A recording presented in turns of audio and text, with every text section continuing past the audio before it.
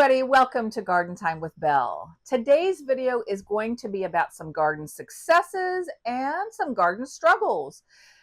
If you garden, expect you're going to have both experiences. No garden is perfect. No garden produces everything exactly the way you wanted it because there's loads of variables that impact how well our gardens do from year to year. So I thought it might be helpful to, take you around a little bit and show you something that I think I've gotten great success out of, and I'm really glad it's worked out, and an area of the property that is on the struggle bus a little bit. So just a little preview before I turn the camera around and we walk out into the garden.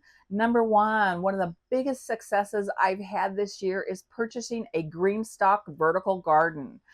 I had been seeing a lot of people talk about these. I'd been seeing, their results online and thinking, this is something I might want to consider for a couple of reasons. Number one, a lot of people love to use these vertical gardens for growing strawberries. And I've never grown strawberries, but wanted to. But my raised bed garden, even though it appears large to a lot of you, I've run out of space. I don't have a space to let strawberries grow and ramble because they really spread. And so the vertical garden seems to be a really great way to grow strawberries. So that was sort of the impetus of me getting it, but you're going to see in just a little bit, I'm growing all kinds of things in that garden and it's doing really, really well. So I'll take you along for that. The struggle bus garden is my work in progress bed that some of you have seen in prior videos. This bed has two primary problems. It stays terribly wet. It does not drain well at all. The primary reason for that, I'm certain, is that when they built our home, they, like many places, where I live, a lot of us have basements. And we have a wonderful full basement, and they have to dig out the foundation. And then, builders backfill up near your house all this nasty, wet, sticky, gray clay soil, which is really common in my part of the country. And so it was mostly solid clay.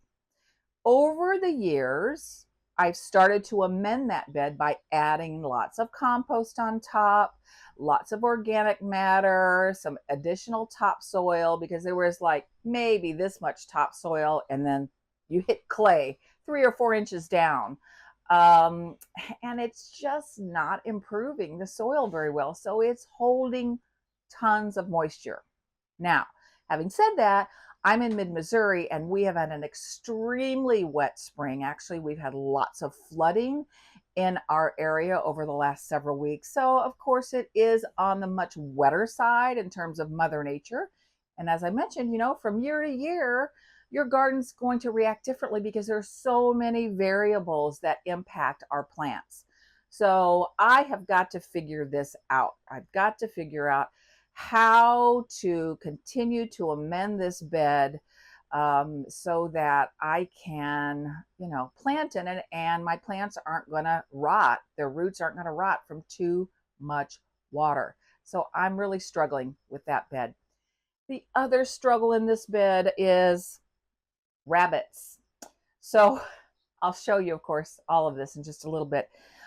We had a sweet, beautiful, beautiful yellow lab, Miss Bailey. She lived for over 15 years. And unfortunately, she passed away last fall. And since she's been gone, no doubt about it, since she's not been out in our gardens and on our big property, we've had more rabbit pressure than ever before. It's a brand new thing for us. We've lived in this house for 7 some years and never had rabbits disturbing, especially my perennial gardens. But yeah, they've been coming in and just gobbling up everything. The thing I lost that I was just heartbroken over is my black and blue salvia. I found that plant on one of my recent early summer shopping sprees, and I took you along for that. And I just went on and on about this salvia. It was absolutely gorgeous. And I bought 3 of them, and they get to be 3 or 4 foot tall, and it was going to fill in this space beautifully. put my new starts in, and they were pretty, I mean, they were pretty tall, and went out into the garden one morning, and one of them, you could just tell, snip, and it was bent over, and, you know, something had bit it clean through the main stalk.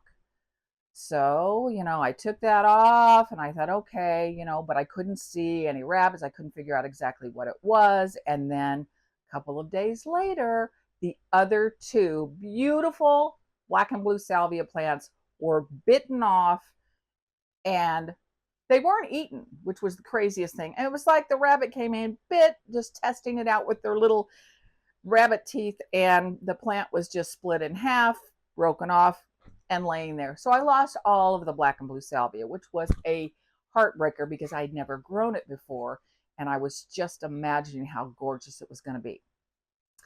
So another thing I'd been doing recently in the last couple of weeks is taking starts from, I don't have any coleus in here. Do I? Let me look around. Do I have any in water? No, must be in the house.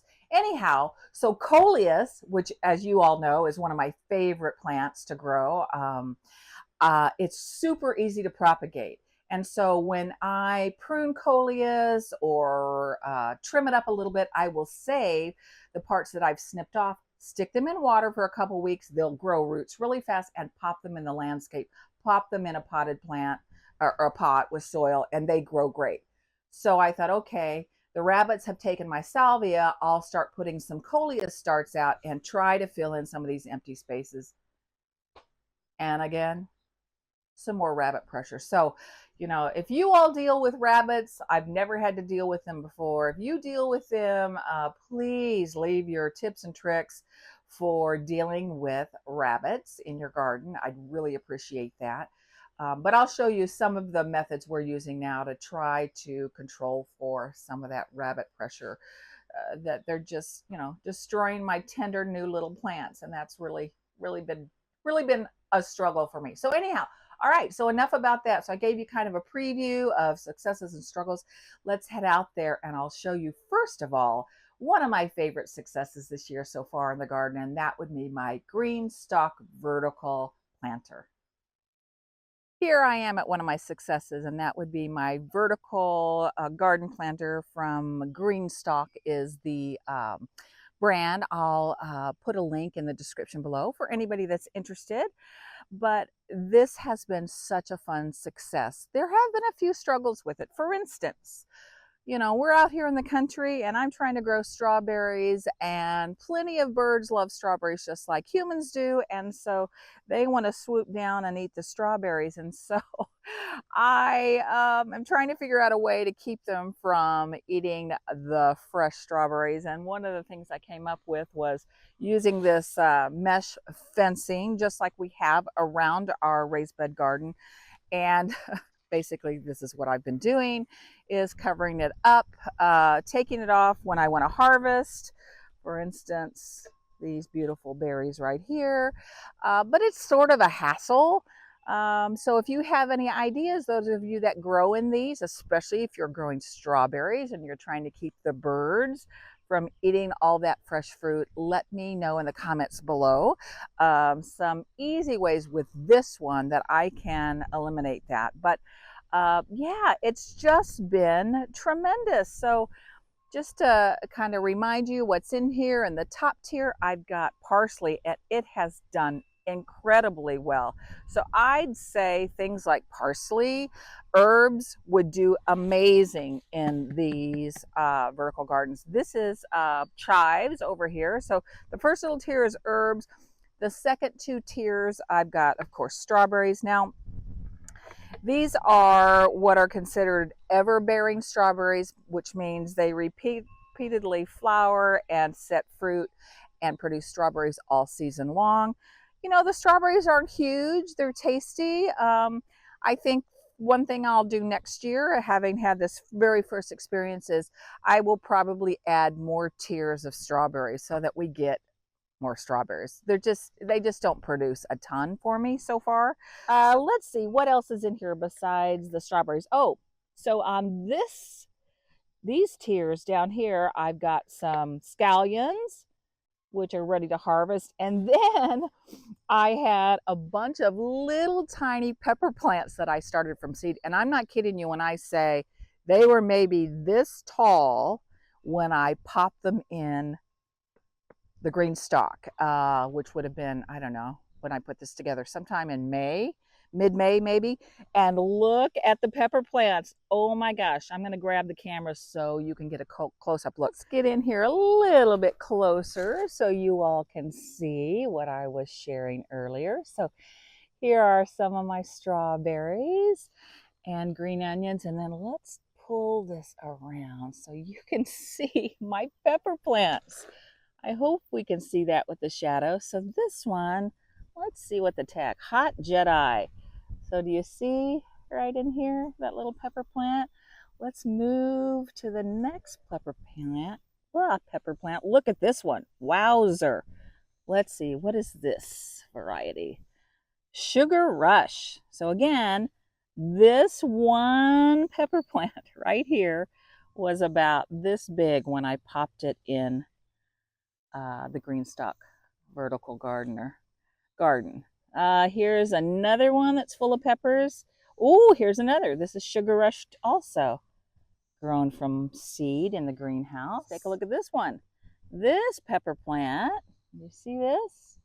This is Antiplano. It's a spicy pepper. Oh, beautiful, beautiful, beautiful. So yeah, so I would say my vertical garden has been a success. So fun. Wanted to share with you all how the watering system works for these. So they've got this basin here at the very top. And let me see if I can spin it to get that, open it up more where you can see. And so yeah, so you fill this top basin with water. And I would say it takes me about, I don't know, I stand here for a good minute or so with it on full blast. The water then goes down this main opening, which feeds each of the 5 tiers. With inside here, you can't see of the tiers, there's another water basin that has drip emitters, a hole that drips directly into each pocket. So it's perfect. It doesn't get the foliage all wet. It's just its own little drip irrigation system. So let me grab my hose here. It's hard to do. Film this with one hand and turn on the hose with the other, but I'll just show you basically how I do it. Yeah, so that's it. So I'm just going to hold this here and fill it up. For me, in my mid-Missouri garden where it's been in the 90s, I'm finding I only have to fill this up to the top about every other day. So I don't know about the rest of you. If you all have experience with these vertical gardens, I'd love for you to leave a comment and let me know, how often do you have to water your garden to keep all of your plants healthy? Love to learn about that. So that's basically how you do it. You just fill this up, and the water will trickle down. Once you see the water at the very base, let me see if I can get in here. Once you see the water dripping out of that base, then you know the water has made its way down the entire vertical stacker. So here I am in front of the work in progress garden bed that I have shared with you before, and I told you a little bit about earlier in terms of it having some struggles. And mostly the struggles, as I mentioned, are it stays super wet, and we've had some rabbit pressure that have come in and destroyed some of my new plant starts. So let me grab the camera and give you all a close-up look at what's growing in this particular garden bed. And we'll talk about what's doing well and what's on the struggle bus. So of course there are going to be, apologize for the shadows in advance, but the time I'm filming this morning, the sun is behind me, and I need to get it filmed this morning before it gets to be 90 degrees again today. But want to show you again, if those of you have seen some of my previous videos, this is where I had planted 3 beautiful black and blue salvia plants. And in fact, when I purchased them, they were at least a foot tall and really already flowering and looking great. But you can see they no longer exist because that is where some bunnies came in and just snapped them all off. They didn't eat the foliage. It was just so crazy. Maybe the bunnies were just testing to see if it was worth eating or not and decided they didn't like the taste after they busted them all up. So they're out, and what I've put in place are some propagations of coleus. Let me pan over here, and in fact, I need to get some water on this pot, but that big, beautiful pot there, we had a big storm and a big branch of it fell off, the coleus, and I took that and broke it apart into several different starts, and so I am going to try to grow some of those over here. But there are 2 there. There were 3 there. There was 1 right here, and it's gone because it got snapped up by what we assume is a bunny, because we've seen a little bunny running out from this garden when we come around the corner. So we're pretty sure that's what is eating my plant starts. So of course, word to the wise, we had some of these cloches that we popped over. So that, of course, has put a stop to that. But before we went to this extreme, I had gone online to read a little bit about what rabbits don't like, what repels them, and what I was told were, oh, sprinkle cayenne pepper, which I did. They hate garlic and onions, so I took some of the garlic that I just grew and whizzed it up in my, oh gosh, hello, can't think. It's getting hot already this morning. Put some water in my blender and threw some garlic in there and pureed it, and then added water to it, sprayed garlic juice all over this entire bed and all the plants. Nope, the garlic and the cayenne trick did not work. So there you go. Now we have a physical barrier. What I need, and I'll be asking Santa for, is a bunch more of those cloches, because if this continues to be a problem, I need something small to get things off to a good start and protect them from the bunnies. So yeah, so that's been the biggest challenge in terms of critters and pressure. But look over here at these gorgeous salvia.